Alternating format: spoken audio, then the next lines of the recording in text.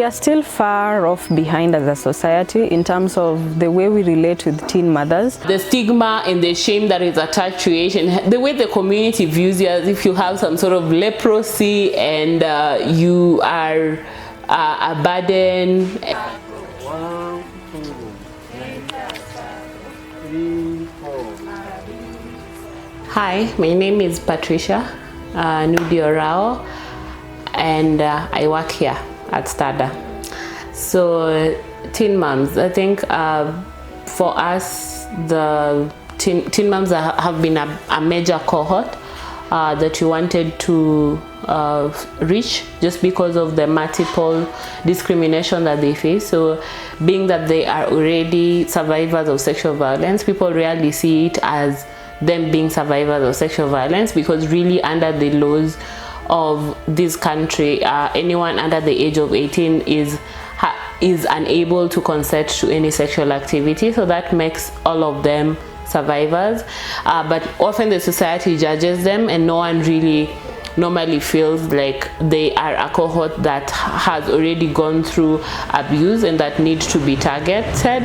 And so for us, we were very particular about the fact that we wanted to target teen moms because of the layers of discrimination that they still face, and the fact that when you already are a mother, when you're young, there are certain things that you are not privileged to be able to do in most of the communities that we work with. That is a rural community, so chances that you go back to school is minimal. Chances that your child will go to school is minimal. The future of your child is on the line. Most often they drop out of school, they get married off early, then they get other children when they're young. Kwa majina naitwa Francisca Chim, ni teen mom kwa STADA. Nilipata mtoto wangu wa kwanza nikiwa mwaka wa 17. Nilipata wa pili nikiwa na mwaka 20. Sai sijaolekwa. Maisha ikuwa vizuri vile. Jua watoto walikuwa wananitegemea na mimi sina kitu. Inabidi nifanye kazi ndio nipate kazi ya kufua manguo na zingine. Being a teen mom, I can say most of the, I mean in our villages and also in our communities, people don't view teen moms as good examples to them, and also they're being seen as people who gave birth early, so that so they don't have like life ahead of them. These people are coming from a cycle or coming from violence, specifically sexual violence, and maybe other forms of violence that we may not know about. So the importance of empowering them, number one, is to attain gender equality, which is a fundamental human right. So if we empower them, then we are getting closer to achieving gender equality. You find that these cycles that break as a result of the empowerment. And there's also the fact that when they take their children to school, then the age of sexual debut rises when children are in school, and so that then makes their children to be in a more secure spot than they are. So that's our greatest impact, that we are able to say that these girls will be able to not only empower themselves, but they, as a result of their empowerment, their children will be empowered, the community around them will be empowered. They don't have to get married as a meal ticket. They can choose to get married or not get married, and they'll still be able to stand on their feet. The dignity and the respect that they get to earn from the people around them, because at times when you give birth early, there is the aspect of respect that fades. People don't respect you, people think that you're a failure, and so the fact that they can be able to stand on their 2 feet, and that has granted them a lot of respect. Kabla ni join STADA, maisha ilikuwa ngumu sana. Vile nilikuwa na ball, nilifikiria kuoleka. But vile nilijoin STADA, nilipewa advice ya kutosha. Naweza kaa peke yangu hata kama mwanaume hayuko. Nikafunzwa ku keep money, kuunda sabuni na jik. Hata saa hii nimetafutiwa kazi yenye naweza jisaidia nayo, nasaidia nayo mtoto.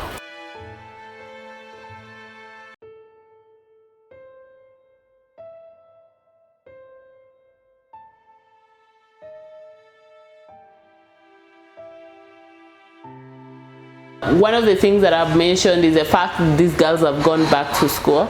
That is really one of our greatest achievements. We are able to say that we met girls who are literally unable to write their names, girls who had like serious low esteem, and they didn't know where the next meal was going to come from.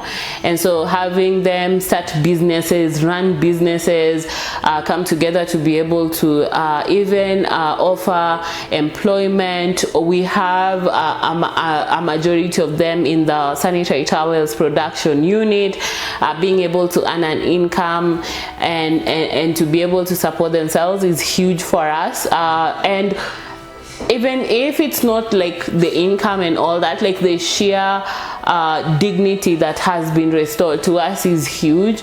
Tangu ni join Teen Mom STADA, maisha imebadilika. Saa hii niko na kazi, naweza jitegemea, nilipe school fees za watoto. Kwa majina naitwa Lorraine Munsheri. Mimi ni Teen Mom STADA Kenya. Niko 21 years na niko na watoto wawili. Mtoto wangu wa kwanza nilipata nikiwa 14 years na mwingine 17 years. Kwangu STADA imenisaidia sana. Before ni join STADA nilikuwa tu nyumbani nafulia watu ndio nipate kitu kidogo ya kujisaidia nayo na watoto. Na nilijoin STADA 2022 mwezi wa 5. Yani before ni join STADA nilikuwa nateseka sana na nilitaka kurudi shule. Sasa hiyo nini ya kurudi shule ilikuwa ngumu. So nilisikia fununu eti kuna STADA na STADA inasaidia wasichana. So nilikuja nikatafuta, nikaongea nao, nikawaambia kitu nataka. Kwa hivyo walikubali kunirudisha shule last year. Nikafanya mtihani wangu wa class 8 at Greater Adult School na nilipita. Na baada ya hiyo walinisaidia tena, wakanipeleka high school ya Lions High School. Kwa hivyo mimi naendelea na masomo yangu, niko form 1, next year nakuwa form 2. Education is an equalizer. It equalizes everything for people. So when we give them education, then it means they are able to stand up for themselves. They are able to become economically empowered. Some of these girls could barely utter a sentence. They could barely talk. They had serious low esteem, serious cases of low self-esteem, and they constantly felt sorry for themselves. Some were suicidal, and to see them bloom and to see them see life on the other side is a gift in itself. And so I believe for us is seeing that smile restored, seeing those girls happy again, seeing their heads held high again is the hugest, if there is such a word, it's really huge for us, and it's something that is our major success. And then of course the empowerment is big. We have seen girls grow. We have some that are able to now keep their own livestock. They have property, like they have things that they can actually call their own, and that's huge for women and girls. So that in itself gives you the bragging rights, and we are happy to be part of that process.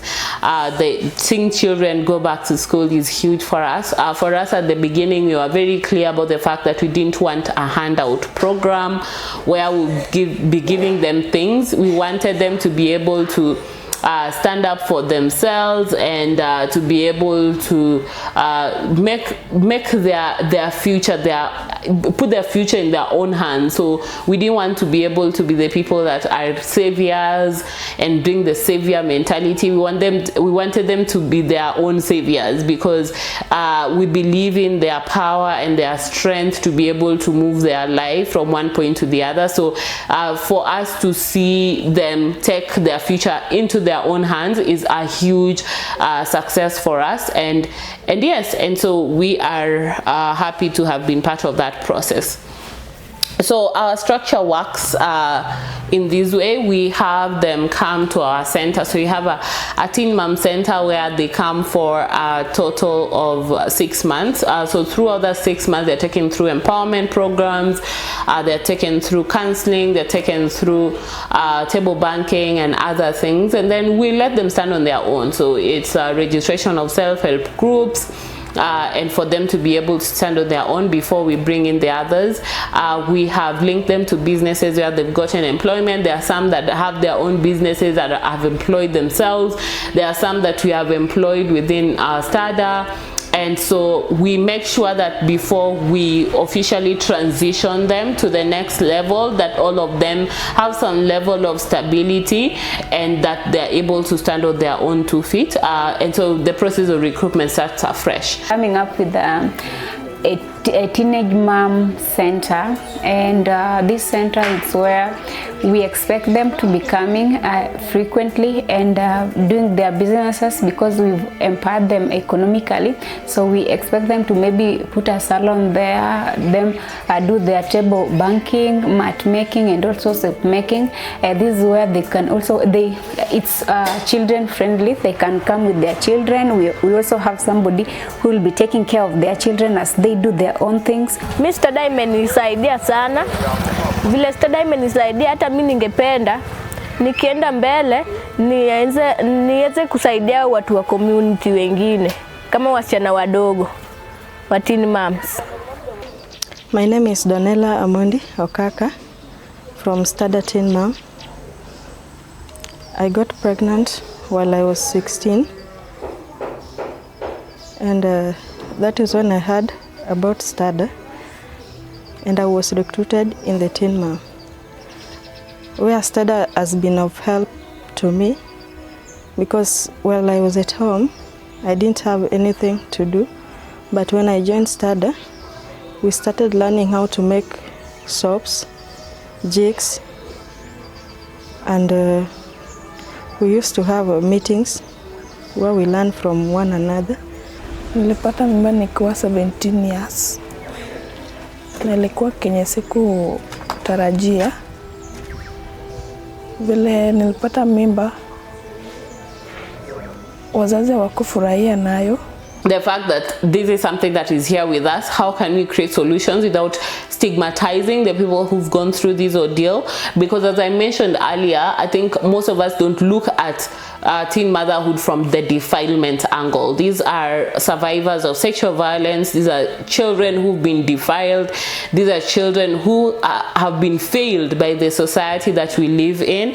And I think a lot of times when we judge them, it's that's just the cycle of discrimination and double discrimination, and that needs to stop. If we are able to empower women in these areas, then we are headed towards equality and justice towards women.